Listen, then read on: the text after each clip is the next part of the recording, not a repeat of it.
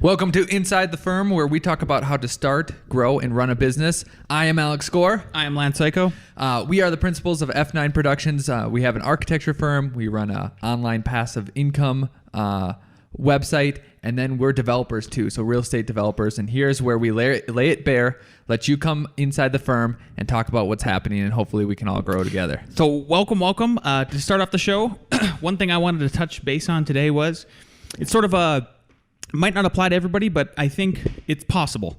So if you're an architect, you're a builder, you're a designer, you're somebody who's unique and does unique things, business-wise, it doesn't matter what it is, there might be a chance that you get contacted by a TV producer or a production company at some point. And this could be almost anyone, because there's undercover boss, there's blue-collar millionaires, there's, it applies to every business they're filming these days. I feel like it. Right. I mean, Desperate Housewives, right? Or whatever what was the one, Jersey Moms, or I don't know, like any kind of reality crap, right? So everybody could be part of this. So, so we get contacted. Those pregnant ones, like having 18 kids. You got if you're live, you got something they're filming. If there's CO2 coming out of your mouth and oxygen coming in your nostrils, yeah. What was that muskrat one? Muskrat one? Where is it the guy where he goes around and like he wrangles turtles and stuff like that? Is that what you're talking about? So it's called Muskrat Manor or something like that. Someone's gonna know. And basically, it's basically groundhogs, and they just tape them and they make up stories about them, like, oh, and he's going to see his wife now, and that's his girlfriend. Oh, with the animals? The animals, yeah. Muskrat Manor. I think. So if you're an animal listening, you might want to take some notes. Exactly. You might want to take some notes. So Alex and I, we did a couple television appearances, and since then, but even before then, for some reason, we've always gotten contacted by producers, and the frequency has happened. It keeps increasing. So we probably, at this point, it's probably like one or two producers will contact us per month, and it's usually through an email. Every once in a while, we'll get a phone call and stuff. So if the people, I know other people that have gotten those emails and they forwarded them to us, and they're like, is this a scam? And we thought it was originally too. I remember our first one, we thought it was a scam. And then I go, no, it's not. It's the one where we filmed in my apartment, and they said, God, you were the first guys that didn't just do a straight on shot. You actually set up the shot. And by set up the shot, we put each other on a couch and we backed the camera away. Like, that's all we did. Remember, they were interviewing architects. What did they say? They go, you're the first one that did what? Yeah, set up the shot. They're like, we were looking for architects. Don't even remember what the show was.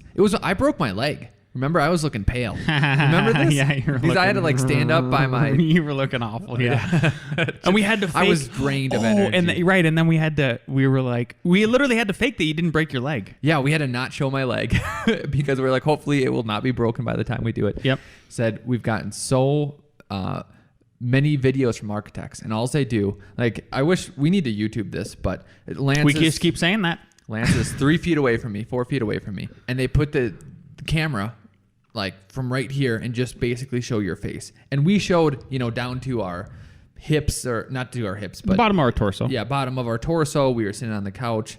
Something that was more like, what normal. Everybody else's face was just right in the camera, freaking them out, huh? My name is Bob Architect. I like this design. Did you know that in Denver there's a firm called Joe Architect? That's kind of Have you ever seen that? It's on like, he advertises on the side of REI. I don't know why I'm talking. Yeah.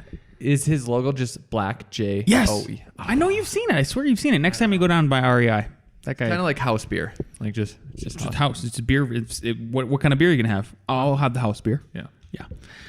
So anyway, back to the email. So believe it or not, they're not scams. And oftentimes but they are like mass emails. So somehow you get put on a list and somehow these lists keeps perpetuating, right? And like you just keep getting more and more inquiries.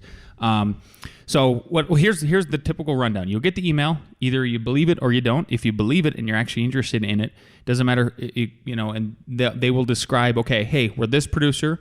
We've done, in the first paragraph, we've done X, X, and X. They kind of, fluff themselves up prop themselves up as best they can. And we've done this kind of show.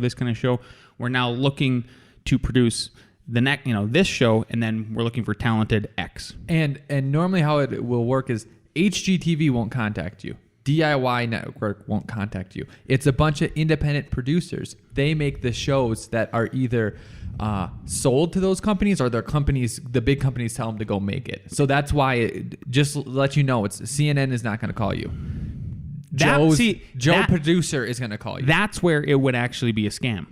So that would be the way to see if it's a scam. You know, like, is it CNN contacting me? NBC did contact me once. But anyways, I get what you're saying. Yeah.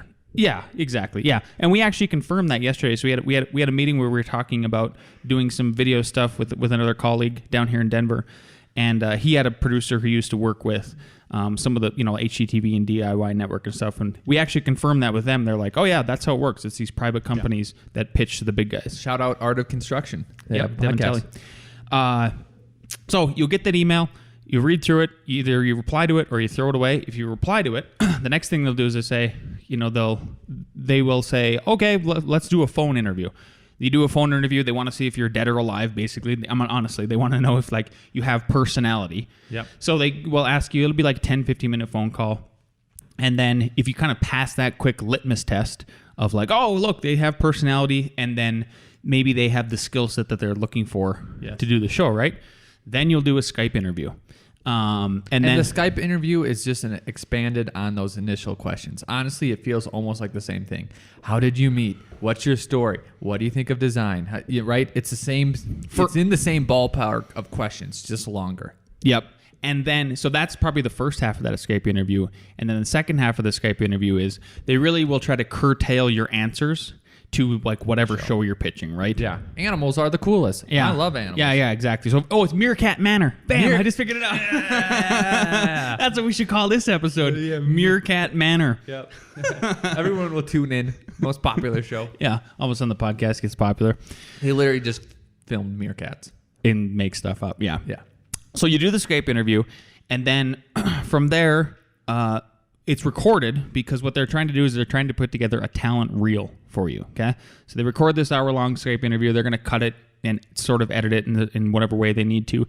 And then after that, you have an opportunity, and they say, okay, send as many pictures that you have of you and your family, or you and your business partner, or your firm, or your company, or whatever you're doing, that kind of, again, helps with whatever they're going to show they're pitching. So if it's Meerkat Manor, you dressed up as a furry, right? Type of thing. Sure. Yeah. Normally they're of our architecture or us hiking or our family. Always put in some baby shots. These babies are cute. Yeah. Yep. And then from there, so then at that point they go and pitch. If they like the demo reel that they kind of put together, then you get shortlisted once again. So, you're going from a pool of maybe, thousands of different people in that email. Yep. Then you go to a phone interview. It just keeps getting narrowed down. And I'd say by the time you Skype interview, you're probably one of 10. You're probably, yeah, I think so. Because these people are taking, and every time you're on a Skype interview, it's always 45 minutes at least. Exactly. And there are people that are busy. It's either in New York or LA, one of the two every single time. And you can tell when it's in New York because it's a crappy little apartment. Yeah, it's a dark little apartment with no light, no windows. Yep. So then they go and pitch the show to the networks, and then you hear back yes or no, or if things are going to work out and stuff like that. And I would say normally you hear crickets, and the reason why you hear crickets is because, at least in our profession, they want to film you building something. And they want to have 12 episodes. So they want you building 12 projects, right? Well, one, that's logistically hard to find that many clients that do that cool stuff. But then two, you have to draw it, you have to design it, you have to get it through the building department, which in Colorado is a nightmare. LA is a nightmare. Vegas is a nightmare. I'm sure most places, besides the Midwest. North Dakota. Shout out North Dakota. Out. Permitting gas stations in 2 weeks with no comments. Whoop, whoop. Yeah. So then there's that. And then you got to build the whole thing.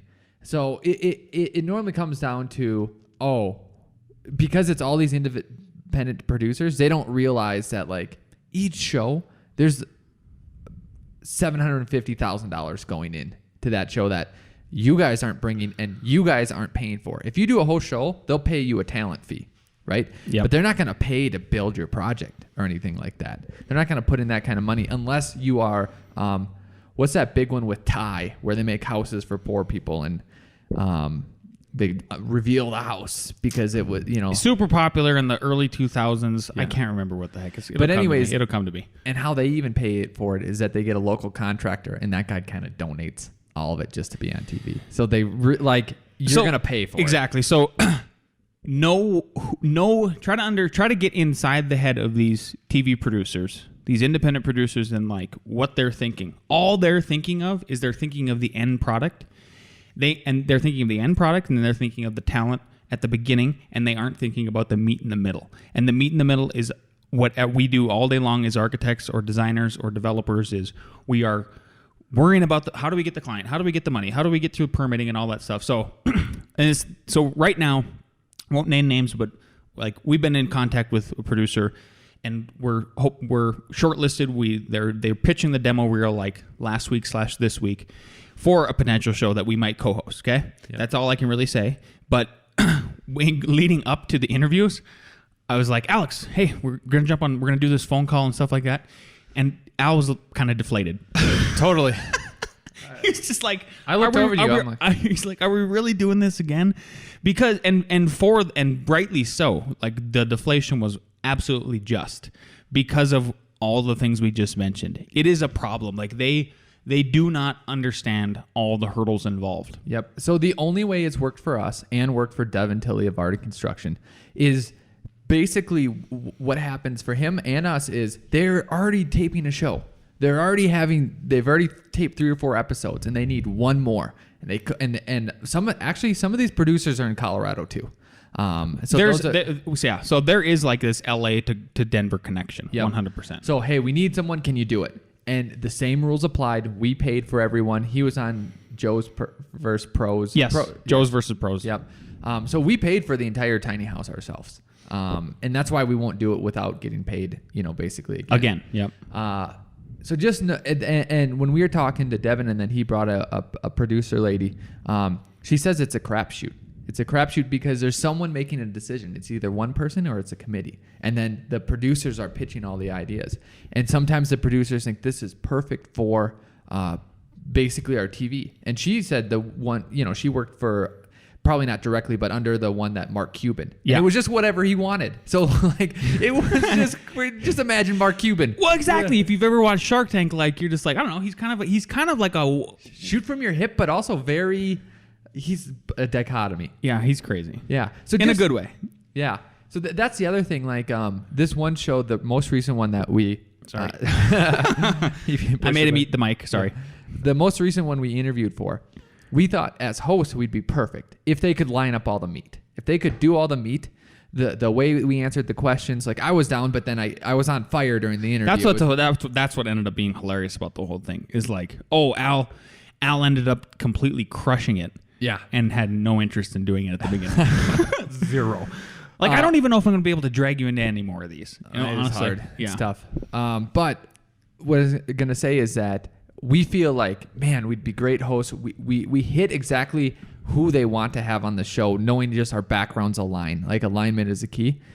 But that doesn't mean anything. You know what I mean? Because it's just a guy decides, nope, can't do this, can do this, whatever. So there you go. And so our expectations are incredibly low, right. for any of these things. So I think if you... It is, but know that. So if anybody who's ever going to go down this road and try it for the first time, it is exciting. It is very exciting right away. But know that, like, the only advice I would give you, the unsolicited advice here, which everybody loves, is just lower your expectations. 100%. Just lower them down there. That way you'll be pleasantly surprised. And then this, the second advice that we realized after doing 3 of these and getting none of them before we got HGTV, me or you looked at each other and one of us said, "Oh, we have to do everything ourselves." Yeah. We have to pay for everything ourselves. We need to get everything. We need to coordinate everything ourselves. So just even with them coming out to shooting, we had to coordinate it. We needed to tell them like, okay, we're going to be building this. Help with the. Well, how about previous to the actually doing a show when we did that Sizzler? We did a Sizzler where, and I think I can disclose this now. It's been so long. We shot a Sizzler at one point, which is it's kind of like a pilot episode. Yeah, a pre-pilot. Pre-pilot. Yeah, exactly. It's what they would pitch. But there was a crew that came out, flew out. We filmed it at Alex's apartment, and then we even had to line up. Like they were like, "Well, do you have any job sites you can go to?" So we had to contact like these contractors and like pretend like we were building stuff, and that whole thing. So like, even if they're willing to come out and do this stuff, you're still gonna have to line up all these locations and everything. Your whole day. Yeah, it was an exhausting day. Yeah. So anyway, there's some niche advice. There we go. Now let's move on to the next segment called Civil Wars. Civil Wars. You like that? I love it. That's what we should call the episode. I'm gonna write these down. Yeah, write that down. I have a couple stories. It's just about basically project management, and it has to do with civil engineers. So architects work with structural engineers, civil engineers, electrical engineers, mechanical engineers, plumbing engineers, landscape art. So it could be anyone. Obviously, in your job, whoever's listening, you work with a bunch of other people. Yep. And the only kind of two stories I want to relate to is that the first one, we have this huge project, and we have OAC meetings, which means owner, architecture, contractor. Yep. And basically, I felt like I was getting pushed to be in charge of the site, the whole site. And there's roads, there's setbacks, there's sidewalks. It's huge. There's a bunch of How many acres is it, honestly? Do you know? Too many. Too many. But anyways, I'm always at the meeting. Sometimes the contractor's there, sometimes it's not. Sometimes the civil's there, sometimes it's not. So when something needs drawn. So is it really an OA mostly? It's OA. Sometimes OA C, sometimes. Yeah, okay, there you go. OA plus. And there's just turning radius, and honestly, I do not want to be responsible for that. And also ADA getting all these units, because ADA has to match grade. It's not for me to do that and then mess up their grade and change their grade when there's drainage and everything. It's not really my area of responsibility or expertise. So, I was talking to Mark and thinking, and I was probably talking to you. How do I gently push back? Like, I need to stop doing the drawings, and you guys need to start doing the drawings. And basically, it just came to an email saying, "Hey, here's what we got. Here's where we think buildings are.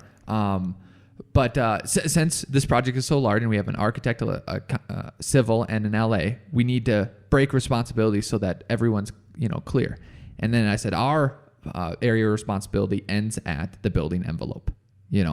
And then, which seems like a no-brainer when you put it that simply, right? Where's the building envelope? Yep. There we go. Who's designing buildings? Oh, architects. Got it. Yep. And then I sent that out. Probably said some other stuff. And I was waiting. Like, what are they going to say? Are they going to try to push back? And then we looked through their files, and we should have known this from the beginning. But they have a road and sidewalk plan. So if they would have pushed back, like, no, we feel like you should be in charge, whatever excuse they're going to make, my email would be simply, one of your deliverables is the road and sidewalk plans. Yeah. I'm pretty sure this is your area. Yeah. So did you get a response back? So they just said, hey, we'll take care of it. Beautiful. Went to the meeting. That was like on a Wednesday, Thursday meeting. They moved some buildings around, showed all the stuff. We talked about everything. They said they were going to put everything on their plans. And then I said, okay, just to reiterate, we're going to have one plan to rule them all. And Civil's doing it. And actually, these guys are actually great. They came up here and visited with us and all that stuff. So I was preparing for like the worst or a little bit of a civil war. But these guys were they were just on the ball. They're like, yeah, okay, sounds good. Wow. We're good to go. Wow, congratulations. Here we go. Yeah. So that's number one. Okay. Now, part two of Civil War. Civil War II. Yeah. Different project, different civil. Uh-huh. I love how I'm still struggling to be a licensed architect managing huge projects with multiple people. Yeah. So all of a sudden I get a phone call. I won't even name the project. Okay. Doesn't even need to be named. All right. And it's someone, I'm like, I didn't even know who it was. So they passed me to another employee at their firm, which is fine because sometimes I do that. But it was a cold call and asking questions that we've already went over. And I was upset because I feel like I'm a busy person and I don't need. Well, slightly busy guy. Slightly busy guy. Yep. I don't have time to repeat myself and go over the whole projects again, especially when I spent 4 to 6 meetings with apparently your literally boss. 4 to 6 meetings. So why am I having to do, your job? I was upset. Yeah. And then did that, and then got back a drawing, and it was terrible. It was just terrible. I had to redline everything. And then finally I said, just come into my office. Like, we need to fix this out. So then I took that guy. I showed him the whole project. I showed him what was going on. He didn't even know what was going on. So he thought that they were all right, garages. and it's not his fault, so you can't get mad at that guy. But but the delegation is the problem. It should always go to the top. And here's the takeaway from it is that the top at that other firm, and what we should do is, hey, I'm bringing in this guy, and you do a mutual trade-off. And then the second thing to know from our perspective or from your perspective, if you're getting passed to someone, tell them, come in, let's talk about it. And just nip it in the butt. So go head on to the problem and take and own the whole thing, right? Yes, and again, to circle back to our other advice, know that you're going to have to do everything. Because in my head, you could almost say like, hey, boss at the other firm, did you bring them up to speed? Are you going to trust that they brought them up to speed? Or are you going to tell them to come into your office and bring them up to speed? Yeah.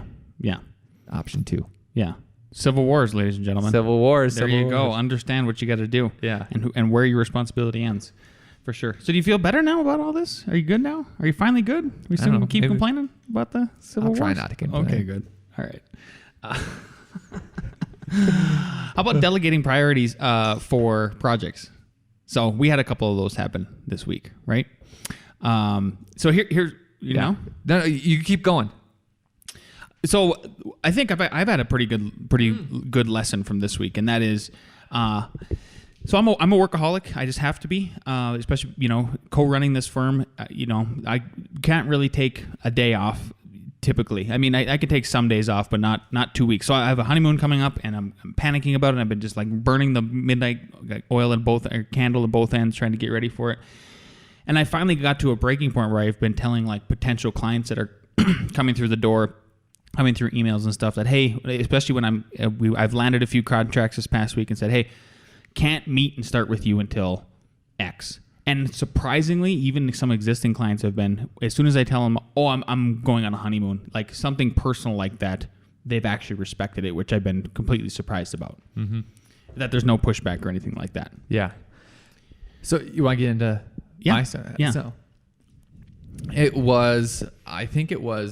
doesn't matter what day it was, but basically I got 2 of the same phone calls, 2 clients needing something at that day. 11th hour, yep. They said that day needs to be done. One client said, hey, we need these changes from the city, and I just responded, and they said, we need it ASAP. I go, okay, I'll look at it tomorrow, and then on Friday, I'll turn it around to you. They said, absolutely not. We need it today. And I had meeting after meeting, and then also I had our development. I've been trying to get our development ready for submittal next Thursday. So I was like, no, I need it because I haven't been able to work on that project as much as I needed to be because I'm doing all these other things. So no, I'm doing this project, and it involved another person too. So I know it was going to take longer. We weren't going to get it done in that day anyways, right? So I said, I can't. And I showed them a screenshot of my next 2 days. We're just booked with meetings. And they said, no, we need this done ASAP. I go, I don't know what to tell you. It's not going to happen. It's just not going to, we're going to work on it as fast as we can, but it's going to be Friday. And then they said, okay, thanks. They were probably pissed about it, right? But this client also has dragged their feet for a long time, dragged out the project. So all of a sudden they need something really quick, right? That same day, another client, there was a mess up. I need this done today. Sending up a guy. I looked at it. It was my fault. It was my fault. We were supposed to translate from the civil, so this is my fault, another civil war, onto our plans, and we didn't put where all the lines were. And I just delegated to one of my guys, and I didn't review it because I thought that it would be simpler. Because it's supposed to be a 1-to-1. 1-to-1, but it's civil, so it was my fault because I didn't overlook it. And these people don't drag their feet. It's already in the city, and it was our fault. So that's where, bam, I stopped my priorities. I redlined every single line that needs to change. I moved the lines on it. All my guy had to do was label everything, print it, coordinate it, and get it done. So I think that's the big key is, okay, if there's a problem with something we're doing, was it our fault? Okay, if it's our fault, And if they demand it that day or, as soon as possible, yes, run head on. Yep. But if somebody's been dragging their feet, or let's say a field issue comes up and it's a screw up from, let's say somebody is supposed to pour a wall at 13 feet tall and they pour it at 12'4", hint, hint, that happened this week. And then all of a sudden they want us to revise all of the framing plans for the main floor to try to make up the difference and all this other stuff. Well, I'm sorry, but you're going to have to wait until we can get on that. Yes, you're still a priority, but we can't drop everything because of your screw up. And it also has to do with, I kind of remember a time when I'd only have 1 or 2 projects going, and they might have a deadline of 2 to 3 weeks out. Then if they called me, and even if it wasn't our fault or whatever, I'd slip them in. Here we go, ready to go. Yeah. But when I have 10 to 15 projects and no time, and it is what it is. It is what it is. So be okay with that. And then it was actually very fortuitous, because what if I would have promised that first guy, I'll be done today, and then the second guy came in. Exactly. Like, you got to hold your ground on. You got to hold your ground. There's a line. There's definitely a line. Yep. Mm-hmm. Cool. Well, we have a surprise guest coming into the office. He's going to come from the back of the office. His name is Joshua Kern, and he's going to give us his best and worst advice. Josh has been with us for 6 months now. Yep. He was a key part in building the last 2 tiny houses. So we're excited to have him on, and we'll be right back. All right, so here's Josh with his best and worst advice. So kick us off, Josh. Okay, best advice. When I first graduated from school in a down market, I went and worked for a contractor in New Hampshire for a number of years. And the advice that he gave me, shout out to Vince Todd, V-Todd Construction, invest in yourself. That could be tools, that could be expanding your knowledge base, practicing, honing the skills and knowledge that you have. That will just make you more valuable in the long run and kind of boost your self-esteem and what you believe and know you're capable of doing. Yeah, so to go on that, I'll interrupt in between everyone. I think that's... This is live. I think that's so key. So one of the most practical ways I apply that is every time we get a rendering job, especially from other companies, is how do I learn another technique? And this is what we tell our students is like, okay, we taught you all this. This is the standard. Now you can Google something, you can find something out and go one step beyond. So I think that's great advice. Yeah, I would agree. Even for every single time we do a new custom house, like say in the firm, or how about this? When Josh and I have been doing the majority of the as-builts in the firm, so we'll go to Denver and I'll start in the basement, he'll start on the upper floor, and then we kind of meet in the middle. And I think you have gotten some sort of developing some new techniques for how to get more accurate, right? And one of the big ones lately was measure. Okay, I'm actually going to measure the outside, and we're going to kind of try to just get the wall thickness sort of approximate. Yeah, it's a little forensic technique. You find the difference between an interior dimension versus your exterior, and help you kind of parse what that wall construction might be, or at least limit the possibilities. So some of these are so old they could be anything. You go to the outside and do it? So I will start in the basement, because usually what'll happen is I'll be able to at least shoot like concrete to concrete in these old bungalows in Denver. And so we know that'll be pretty much 100% spot on. But we found that like what would happen is we'd try to go from inside to outside. Once you get to the main floor, it just didn't translate as well. Because we know, and here's why I think it is because we know that like the face of brick on the outside is coincident with the face of concrete on the outside.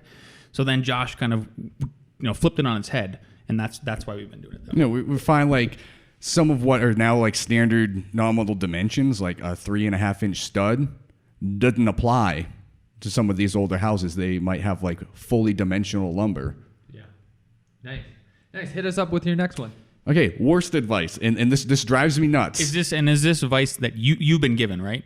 This is observation and just nonsense I've heard from people that I want to slap out of them. Okay, this law of attraction nonsense, or that good things come to those who wait, it doesn't work that way.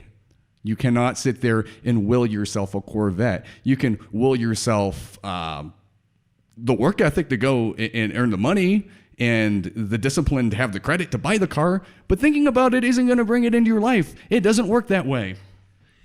Do you know what I do think works though? And this is actually a question for you. Do you think though that you can will the opportunity? So like, can you will the that actually brings me to the point. Okay.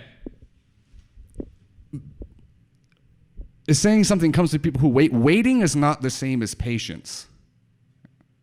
It's not the same. And if you'll say something as luck to something, I am a wise man said there is no such thing as luck, or in my experience, there's no such thing as luck. If I have an equation for what luck equals, it is preparedness and opportunity. So you go back to the best advice and you invest in yourself and you have these skills, they're honed, they're sharpened, they're ready to pounce, and you recognize an opportunity, and putting those together is luck. Recognizing an opportunity, being prepared to seize it at any cost. Yeah. I would agree with you on the wishy-washy, just general, it's going to come. I would say it's worth it to put a general globe orb of a goal out there. And then it's not, and then realize that, okay, that goal might be cool or something that you want, but who knows if you're going to hit it, and who knows what circumstances are going to come. So the process is actually the key. So while you're going towards that goal, it's exactly like your best advice. Are you learning something new? Are you doing something that improves you? All that. And whether you hit that goal or not is okay, because the process was worth it in itself. An older gentleman I met when I first came to Denver kind of puts that succinctly. He asked me if I had a plan for when I got here. And I kind of prattled on about, off the top of my head, some bullet points of things that I wanted to achieve. And he stopped me. He said, a plan is written down. Do you have a plan? And I think that's the difference. Oh, okay. That's so you believe in plans. Just like Jocko says, shout out Jocko Podcast. Jocko Podcast. Hey, I wonder if anyone bought a shirt and is wearing it right now. You just might. Discipline equals freedom. Jocko Podcast. So make the plan, execute the plan, follow the plan. Otherwise, you're just sitting around daydreaming, hoping things will happen without putting in the diligence and the work to make it happen. Right. Very nice. Yeah. Okay. Awesome. Well, thank you for the little segment. Well, thanks for having me, buddy. Happy to bring you in. And any last thing you want to say before we sign off? I got a last question. Let's put him on the spot. Okay. Anything you wanna? How's working at F9? It's pretty great. Not gonna lie. You don't have to say that. There's no one here listening. There's absolutely no foul play whatsoever. All right. Thanks a lot, Josh. Later. Next up, we have our bestie. Best friend. Our number one bestie in the whole world, Nick Renard. Dig Architecture is here for this week's segment of NickReads. Hello, best friends! Vitruvius and his 10 books of architecture. Chapter 1. The education of the architect. The architect should be equipped with knowledge of many branches of study and varied kinds of learning. For it is by his judgment that all work done by the other arts is put to test. This knowledge is the child of practice and theory. Practice is a continuous and regular exercise of employment where manual work is done with any necessary material according to the design of a drawing. Theory, on the other hand, is the ability to demonstrate and explain the productions of dexterity on the principles of proportion. It follows, therefore, that architects who have aimed at acquiring manual skill without scholarship have never been able to reach a position of authority to correspond to their pains. While those who have relied upon theories and scholarship were obviously hunting the shadow, not the substance. But those who have a thorough knowledge of both, like men armed at all points, have the sooner attained their object and carried authority with them. Ah, Vitruvius. Al, it's not how far you go, it's how go you far. Toodles! I don't even know. That's awesome. For the record, that was titled Vitruvius, you kinky bastard. Yeah. What I love about it, I think it's obvious, and people say this, you have to put practice and theory together, right? Yep. And not just, I wouldn't say just practice as architecture, but actually getting out in the field, getting on the front lines, going in, the kill room, all that stuff. But man, that line, if you are just practicing theory, you are hunting shadows, not substance. I was like, you crushed it, Vitruvius. You crushed it. And then on the other line, because then someone will take that, theory, you guys are dumb, you're shadow hunters, you don't know nothing. Mm-hmm. And then someone just all practical, all out in the field, you're not going to rise to any sort of prominence unless you can at least understand and master put both together. Wouldn't you say? Yeah. I don't think you can be well-rounded enough, honestly. Yeah. But as anybody who wants to do anything substantial in their life, and you go out there and build something or do something great, you got to be well-rounded. You got to be able to shoot the shit with everybody, right? You got to somehow have.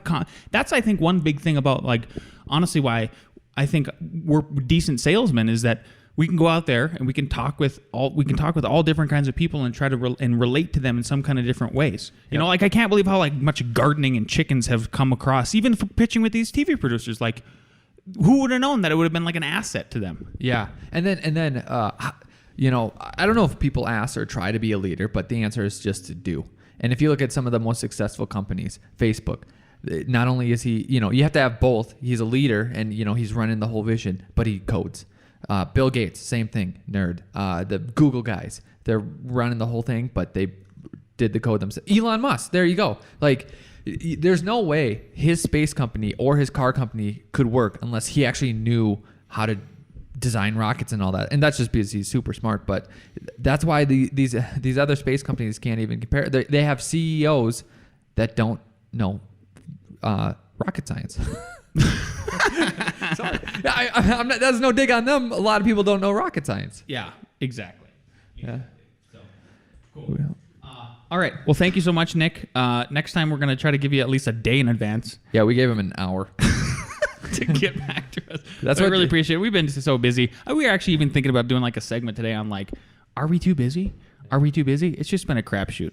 But what else are best friends for besides? Exactly. Yeah. Exactly. So, last segment here will be, again, Alex continuing his brilliant streak of answering code questions 100%. from the International Building Code, just killing it, absolutely destroying it. And so here we go. Know what I learned from listening to stuff while I'm on my drives going to all these meetings? No. They said the new ARE is going to be less about root memorization of random nonsense. So hopefully it shouldn't be hey, can you remember, how much a mantle needs to stick out? And it's supposed to be more about applying concepts, because that's the feedback that they got. Because how could you memorize every little thing that pops out or comes out or anything like that? And that's probably why we thought that the contractor's test was so great, because if you really had a question, you can look it up and still understand. Yeah, it was really great. Again, I'm thinking about taking it for fun. Again, it was so good. Nailed it. Crushed it. Just wish they would have give you the score at the end, 95% or something, so I can make a plaque, hang it on the fridge, have my wife put it on the fridge for me. Yep. All right. Chapter 23, wood, sir. Okay, so this question, I'm going to set it up for you, is think about type 4 construction, so heavy timber. And so if you were putting this floor deck, so the question is going to be 2304.11.4 floor decks. So think about if you were putting tongue and groove flooring down as a floor deck instead of plywood sheathing, okay? Yep. All right. Floor decks and coverings shall not extend closer than how many inches to walls? A, 1/4 inch, B, 1/2 inch, C, 3/4 inch, D, 1 inch. I'll say 1/4 inch, and the only reason why is because I don't think that the what do you call it? The deflection, expansion, contraction. Yep, would be more. Much, because I just learned this morning. Concrete over 60 foot is 1/4 inch. Wood is even less than that. Wood is less than half of that. So I'm gonna say 1/4 inch. Oh, that concrete, if you're doing a concrete deck, it'll expand up to 1/4 inch over 60 feet. And that was if you were going from 40 degrees to 90 degrees, which is a whatever. You could do that in Colorado. Yeah, overnight for sure. So what did you say? 1/4. The streak continues, ladies and gentlemen. The answer is B, 1/2 inch. 1/2 inch. 1/2 inch. So I think wood can, I don't know, maybe it can contract and expand that much. I have no idea. But I think the idea is you don't put it all the way next to the wall and then you cover that gap with trim. Yeah. Some kind of your drywall or whatever will come down, and then you'll have trim too. So there you go. Yeah, that's exactly what it is. Or wood siding. So yeah, I just didn't know the gap would be that big. Did you think it'd be that big? No, I don't know. Some of these, no, I didn't think so. Yeah. I don't know. 1/4 inch seems plausible, doesn't that? That seems like right. 1/4 inch on each side, because then you have a 1/2 inch. 1/4 inch. Yep. There you go. Nope. Yeah. 1/2 inch. Nope. No half more inch. you know. There you go. This is sort That's of funny. That's the first one I got wrong.